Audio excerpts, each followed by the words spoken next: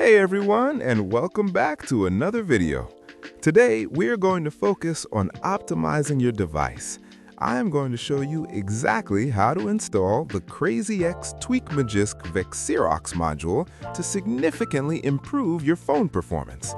If you have been feeling that your device is slowing down or you just want that extra speed boost, this module is the solution. Before we jump into the steps, the download link is available right now in the video description below. Go ahead and grab that file so you're ready to follow along.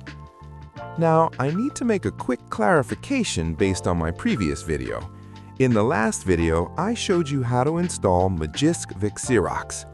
Please remember, that was just the Magisk Vexirox version, the actual application platform, not the Magisk module itself. Today, we're taking the next step and installing the actual CrazyX performance module inside of that Vexirox app. Let's get started with the installation. Open up your Magisk Vexirox app. Once it loads, navigate over to the Module section tab. On this screen, look for a box icon, which is located at the bottom left side. Go ahead and click on that box.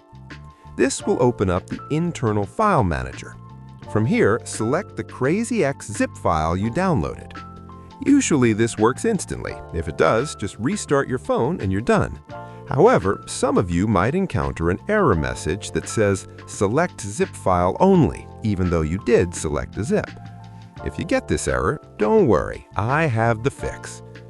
First, close the app and go to your phone's standard file manager. Find the module zip file and unzip it right there. You need the unzipped folder for this next step. Now open Magisk Vexirox again. This time, do not go to the module section. Instead, go to the shell command section.